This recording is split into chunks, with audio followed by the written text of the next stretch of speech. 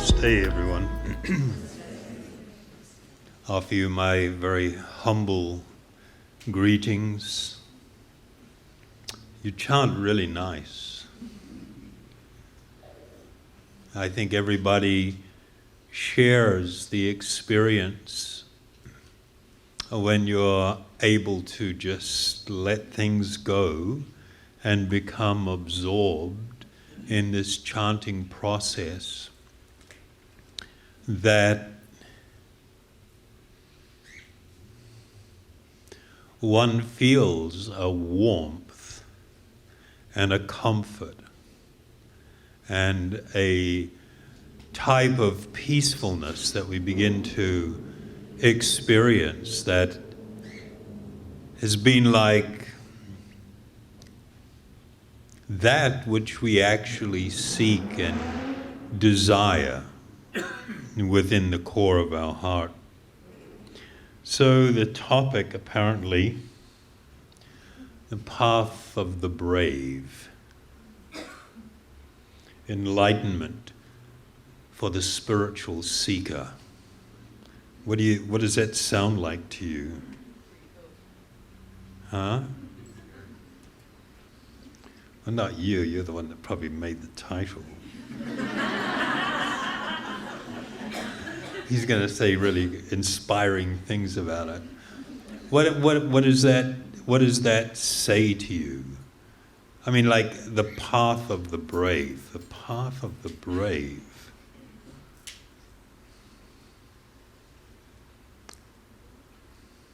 What comes to mind? A battle.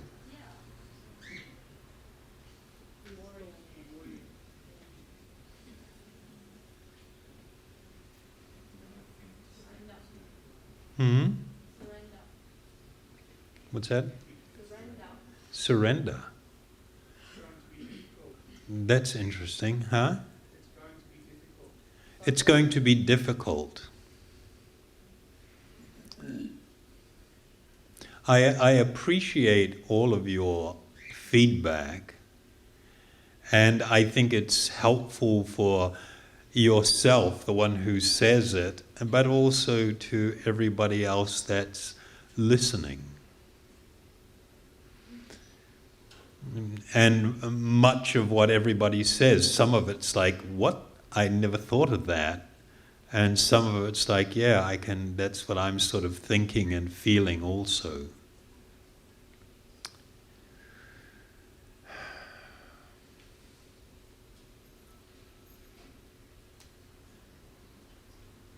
I'll just mention before we get into things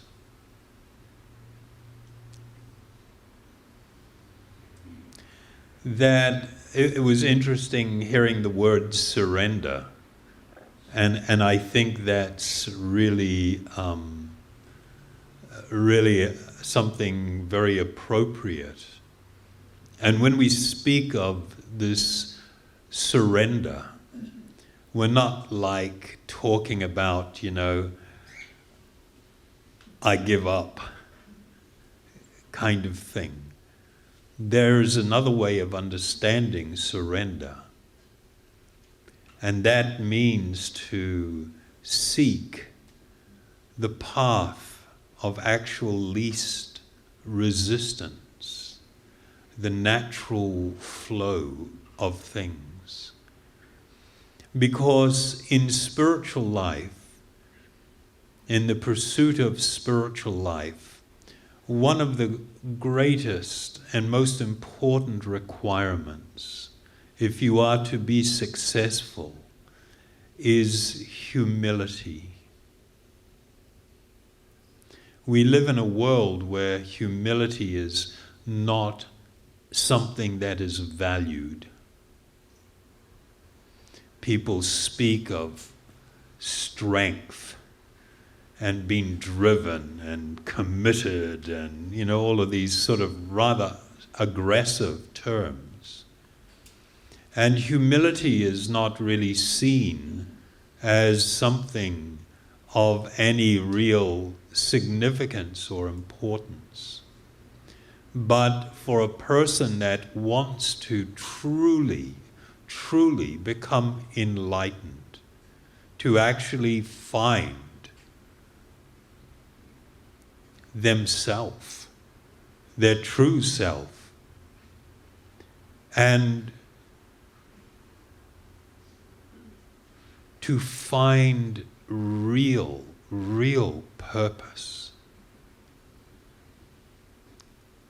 Humility is so important because it requires that we come down from our high perch, our perch where we sit making judgments of others, judgments of things, from the position that we kind of like, we think we know. Whereas in reality, we don't. If you knew, you wouldn't be here. Doesn't mean all the people out there know, but let's not get that one wrong. But if you knew, you wouldn't seek. You'd be here for a different reason. The opportunity to have friendly association with like-minded people who are also seeking, and to be able to participate in this process of this hearing and chanting of these sacred mantras. Since time immemorial, up until somewhat recent times meaning 100 years ago, there was an understanding that people in the East had in relation to spiritual pursuits. There was this recognition that I don't have it together. My life and those around me, their lives are not going that well. It may be okay, but it's truly not going that well. And that clearly becomes manifest when we have crisis in our life.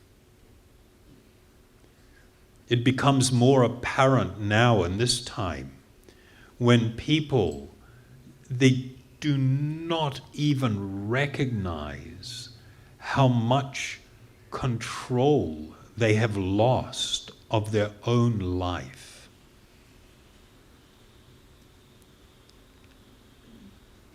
There's hardly an original thought in most people's head.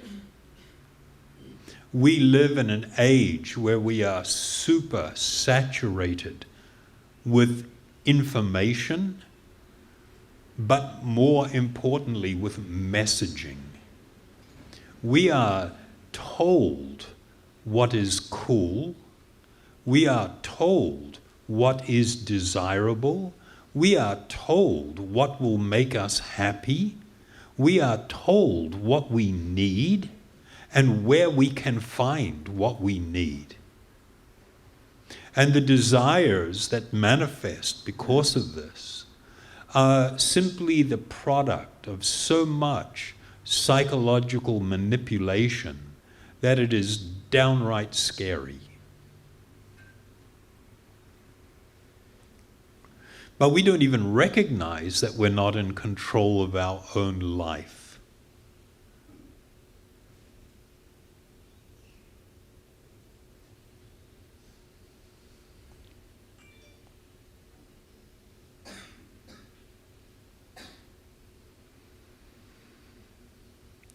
If you want to find your actual and true purpose for existing,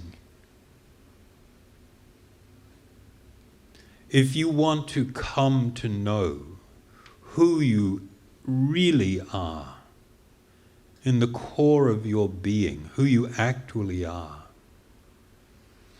then it is true that you are going to have to become brave. You are going to have to become brave because it will require that you become your own person, that you begin to make decisions, that you begin to make conscious choices of where your life is going to head. And for the most part, you'll be swimming against the tide. You've heard the saying, yeah? When they describe someone as marching to a drummer with a different beat, something along those lines. You've heard that before, yeah? Someone's marching to a different beat, a drummer with a different beat. That's not just some weird saying. That actually is a reflection of some truth. I mean, there is this need, this urgent need to really become very willing to examine our life and where it's going. When we look around us, we've all had a mother and father, have we not? How did things go for them? We may have had aunties and uncles, grandparents. How did things work out for them? We look at our own life and the choices that we've made and the disappointments that we experience in different ways. And for some people, it's much worse than for others. And if we're very honest, it doesn't work out so well. There is nothing more wonderful than to sit at the bed of a dying person, relative or not a relative, and to observe where this all ends. This journey that we call life, where it ends and how it ends. And the thoughts of, well, was it really worth it? What was the great and spectacularly wonderful gain? When everything is coming to an end, a crashing end, and I am about to face an event I have absolutely no control over, and I cannot wish away. And to take the time and to actually study a little how to help someone go through such an event will change your life. It will actually really change your life. And if you know what you're doing, you can have a remarkable effect on someone else's life. You can make it in that closing time, their life all worthwhile in those moments. It's the most wonderful, rewarding, and extraordinary thing. But we live in a time where everything is swept under the carpet. People don't see babies being born, hardly.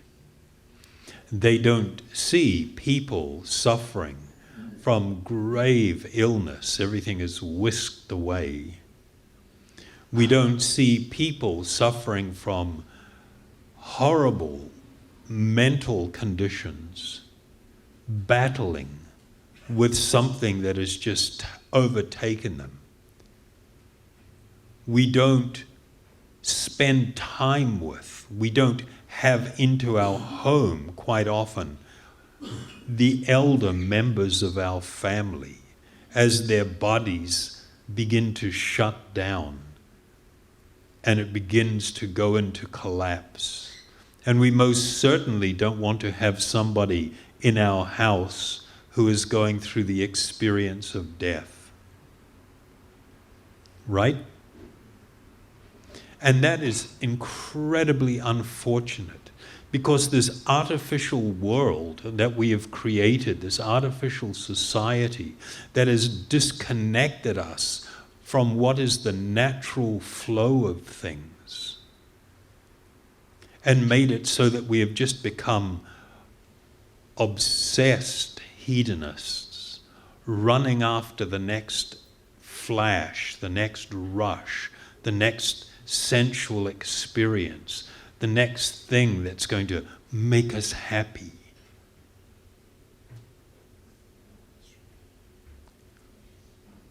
To become spiritually enlightened means that you will be able to live in this world in the most wonderful way, and your life will be truly extraordinary. You will experience unlimited gratitude for the opportunity to walk this spiritual path. And you will have a wonderful effect on those that you meet and those that are connected to you through bodily connection, relationships, families. And your passing from this world will be an extraordinary and wonderful thing. In order for this to happen, there is an overwhelming need for me to come to actually experience the reality of my own existence. I'll give you I talked earlier that humility was so important, and in these ancient cultures, when people approached someone of learning, someone of spiritual stature, to seek help, how to move forward on a spiritual path, they approached in this humility. They recognized that I actually don't know anything. I think I do. I think I got it together, but in reality, I don't know anything. You know what? This is how dumb I am. I think that I am a male or a female. Whoa! That's like the biggest pit of ignorance ever. No, you're not. That's just something connected to that particular body that you're wearing around. But that's not you. You are an eternal spiritual being residing within that body. And the over-attachment and identification with the body as being who you are becomes the foundation for all, not some or most, all suffering and unhappiness. That is a big subject. I say that with confidence, and I can demonstrate it to you, but we don't have time to go into that sort of level of things. But do consider what I am saying. The thought that I am fat or I am thin, I am tall, I am short, I am male, I am female, I am an Aussie, or whatever, a Kiwi, an American, a Russian, an Indian, that's the biggest illusion ever. That's not who you are. You are an eternal spiritual being. You are the source of energy. You are the source of life for this body. The body has no life. As soon as you leave, it falls over and becomes incredibly unpleasant. Nobody wants to go near it. As soon as the person actually leaves, it's like, whoa! Even if you are deeply attached to that person and they leave and the body is left there, you can't put it in the bed and sleep next to it. even somebody that you love. You can't do it. It's creepy. And it feels dirty. And it's, all those feelings that you have, you should pay attention to. They are not wrong, and there is nothing wrong with those feelings. They are all pointing to something really, really important. The person that you were actually attached to, that you desired relationship with, has gone. And what's left is the body. So we have this major problem. Most people think that their life, as they call it, begins with their birth and it ends with death. And everything in between, we call it our life. No. That's just a bunch of events. And those events are not life. Life is this spiritual energy. Life manifests through the body because of a spiritual, an eternal spiritual being sitting within. You have great spiritual needs. Why are people afraid of death? And everyone is afraid of death. Anybody who says they're not, they don't know what they're talking about. All you've got to watch is how people react when you're in a plane and you hit some turbulence. Like serious turbulence. It's like like the stuff where people are getting thrown out of their seat and everybody's screaming and it's just praying or, crying. It's really far out. But the reason that we are fearful of death is this idea that everything comes to an end. And the reality is no, you continue. You just leave. You leave that body, but you continue to exist. That body doesn't define life. There is no life in the body. You are the one, the source of life. You're the one bringing life and animating the body. And then you just utterly lose the plot, thinking this body is me. And then you spend your life concerned about this image, the body image, whether I'm acceptable, whether I'm lovable, whether someone actually cares about me. This whole thing is played out through the body. Oh my God. Does it get worse? This is the formula for you can't even measure how much unhappiness that generates in the world, how much insecurity, how much pain is caused through that. You are an amazing, glorious, eternal, spiritual being. Your body is not. It's not amazing and glorious. You show up with this little body you have no control over. You're vomiting and puking and shitting and urinating everywhere. You've got no control. And then you go through rapid growth and you're just so excited. You see little kids, they're just bouncing off the walls. They're thrilled just to run around in a circle. And the old dudes are like, yeah, I've been there, done that. And then youthfulness kicks in.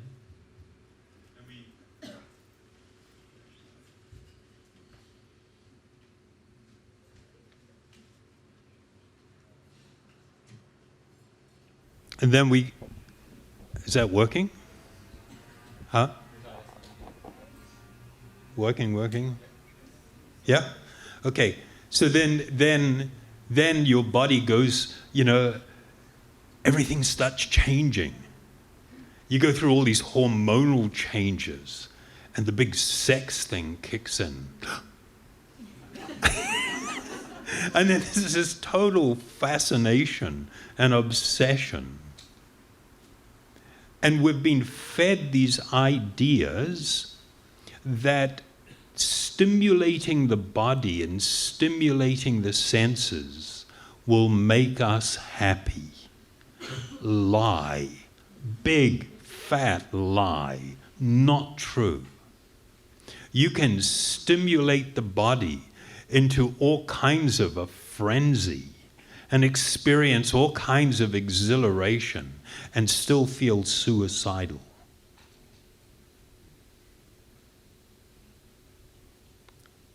That is because actual happiness is not connected with or have anything to do with this stimulation of the body. I'm not saying that those things are not pleasurable, but happiness and temporary pleasurable experiences are different.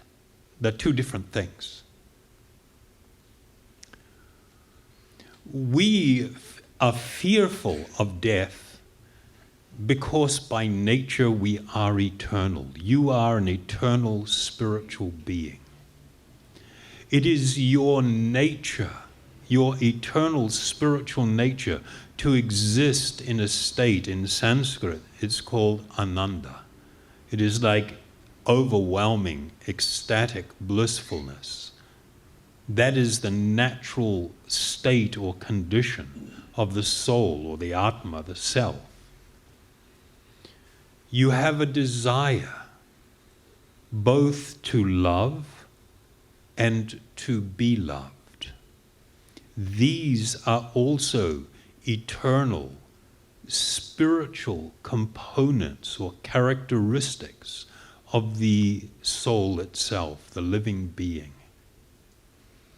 But when we suffer from this massive state of amnesia, total forgetfulness of our spiritual, eternal reality of who we are, and I try to fulfill all of those things through the agency of only this body, my experience is that those things that I experience are temporary, and whatever has a beginning must come to an end. Nothing lasts.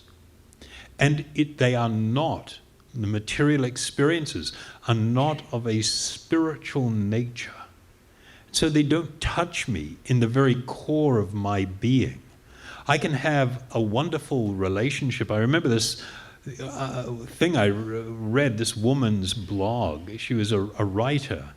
And she's saying that she's lying in bed at night and she does not know why she feels so alone. She is nestled up against her husband, who is a really nice guy. She can hear him breathing. She is breathing. She can hear her own breathing against his neck. She has an amazing job. She has, money. She has everything that people desire. And then she says she's lying there and questioning, why do I feel so alone? She asks, is there something wrong with me? No. This is wonderful. Embrace this moment. This is wonderful that you've gone past all of the clutter, and you're now in this moment where you're experiencing something of a little bit about who you are. And you're feeling that everything that you've got around you is not nutrition for the soul. It is not feeding you.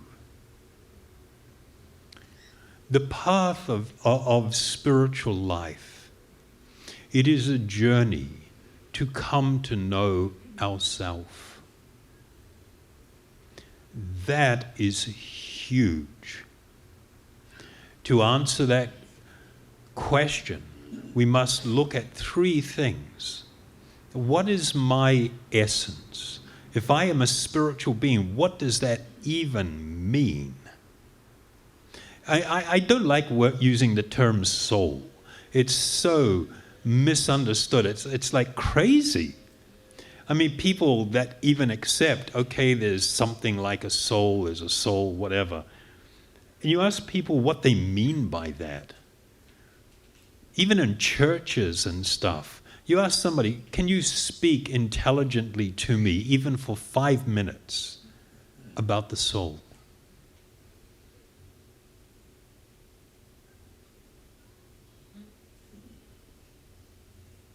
What are you going to say? You know, one of the first things people say, oh, well, my soul. Oh, okay, hold on. You said my soul, like you have a soul. So what exactly is the soul, and who are you that's owning the soul? That's like, whoa, major freak out.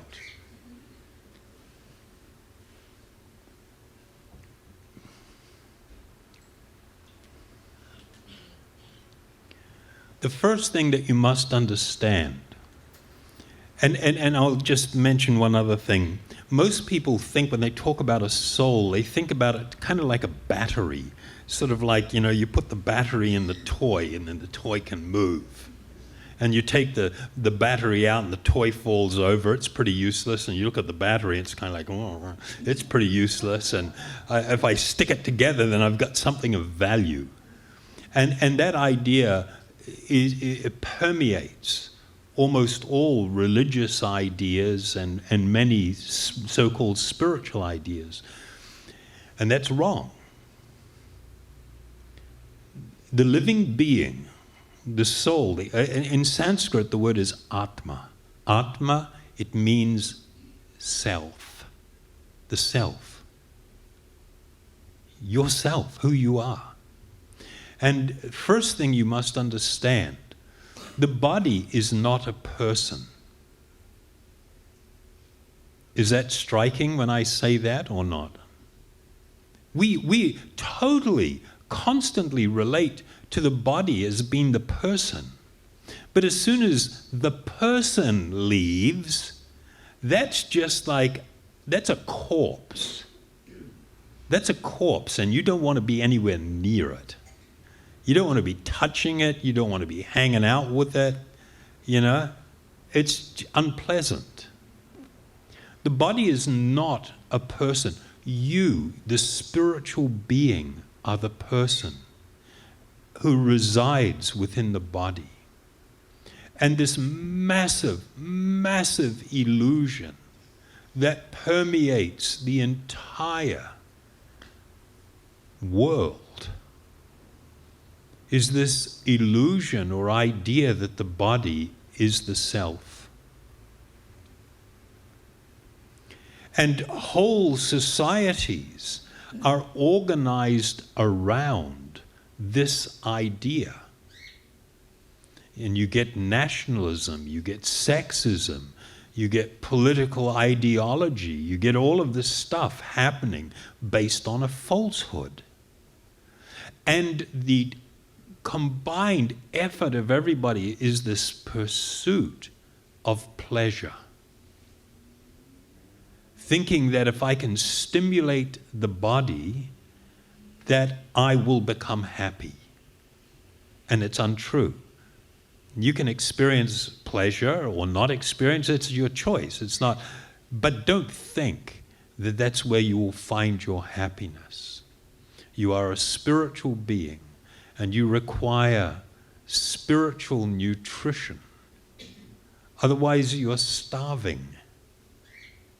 Like a bird in a cage. And the person, oh, we got a bird. And in a cage, and the owner's like polishing the cage and, you know, taking care of it and decorating it and forgetting to feed the bird. That's us. That's us. And our lives are completely unbalanced. We recognize you are an eternal spiritual being, you are embodied, and there is a need to take care of the needs of the body, not necessarily the wants, but the needs.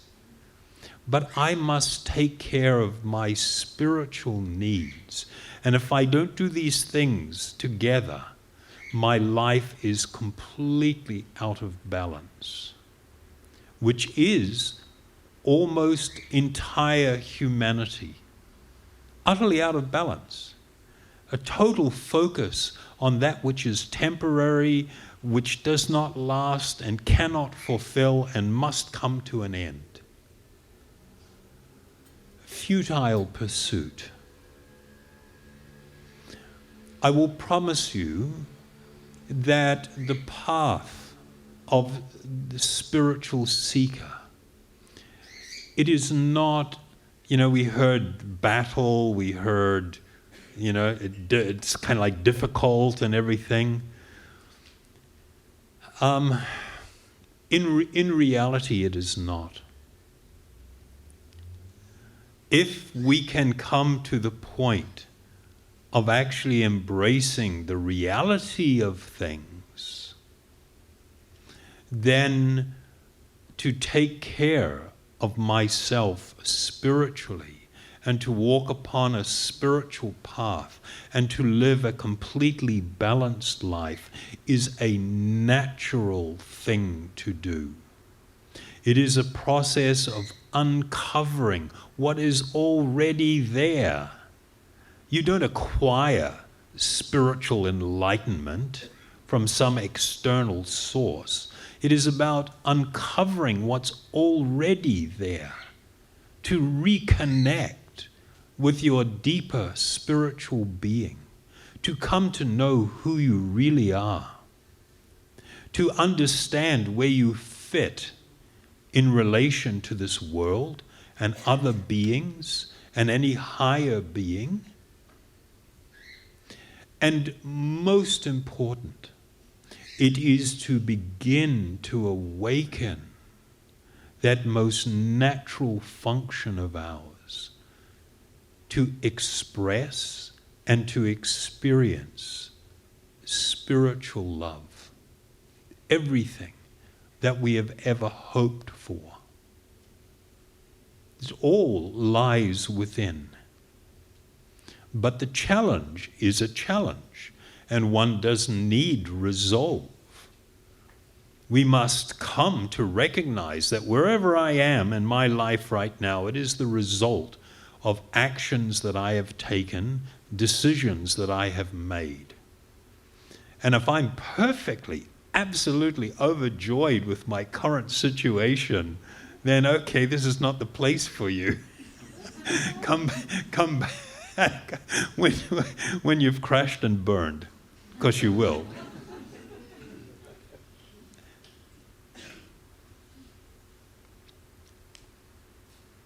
The process of meditation, the process of what you are being, these nice people are sharing with you here, you don't need anything else. This is not, and something that causes me so much unhappiness and pain is the amount of hocus pocus being sold as spiritual.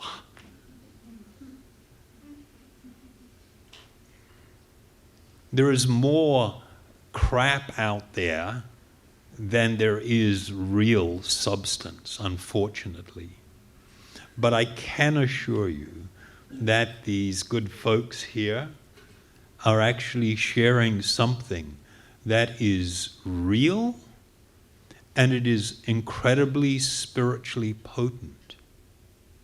And if you are brave enough that you can become resolved that, yes, I need to walk this path. And I promise you one thing, because we are so conditioned, even when we become resolved, okay, I'm going to endeavor in this way and walk this path, we become still subject to all these influences and conditioning that's been existing from time immemorial. And our tendency is to keep wandering off the path and to go through difficulties and then try to find our way back. And so because of that, people think it's hard, but it's not really hard. When it comes down to being committed, when I feel the confidence that I have been shown something that is genuine, that is compassionate, that is in my best interest, and I take that, I embrace it, and I begin this journey, it won't be too difficult. And the wonderful thing, this form of meditation, this process of chanting, it's just like this continuous thing that's going on. These spiritual sound, it's just like when you're all dirty or sweaty and you've been outdoors in the mud or whatever, in the ocean, and you're all salty and scabby. You need to take your body and to expose it to a medium that will cleanse it. And that medium is water. In the same way, this spiritual sound is an ocean of transcendence. And by placing myself in its proximity, it has a purifying effect upon my heart and my mind, all of the conditioning that's there. And what it does, it begins to make it so I start seeing things differently. I begin to experience my life differently. And it awakens within me an experience of great transcendental happiness that begins kind of slowly. And it's just like, you ever seen a tsunami? Most people, they think of tsunamis, these huge waves, but they're usually not. They usually come in, and it's kind of like, oh, no big deal. And then it's sort of like all of a sudden, oh, wow, and everybody's running, and it's overtaking them, and it's just growing in its power and strength. This is a transcendental tsunami.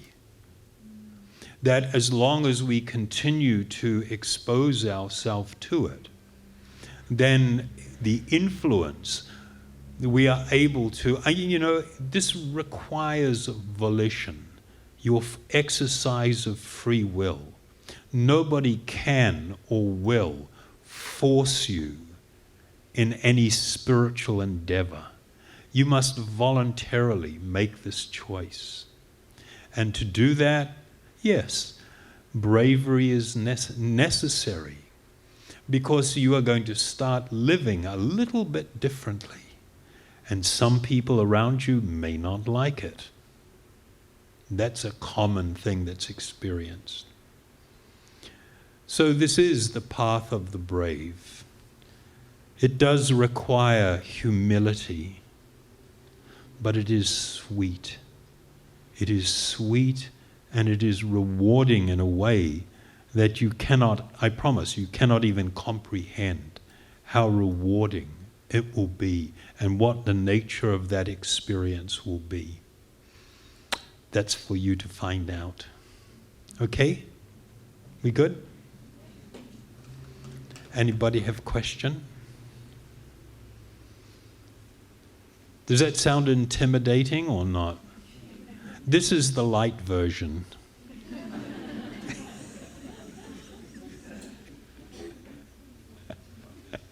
It's a savage mess out there, I tell you. Unless you're living in La La Land, then you're bumping into all the unicorns and butterflies and rainbows.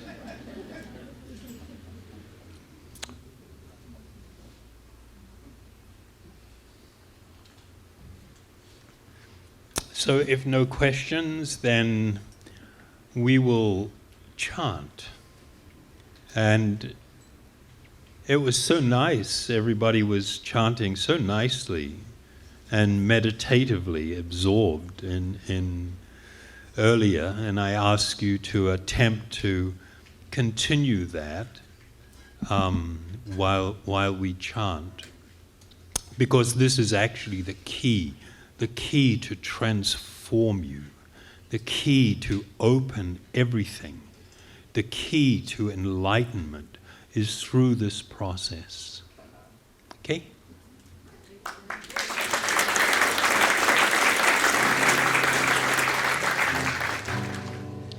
Haribo, Nitai Go, Nitai Go, Haribo, Haribo, Nitai Go, Nitai Go, Haribo, Haribo, Nitai Go, Nitai Go, Haribo, Haribo.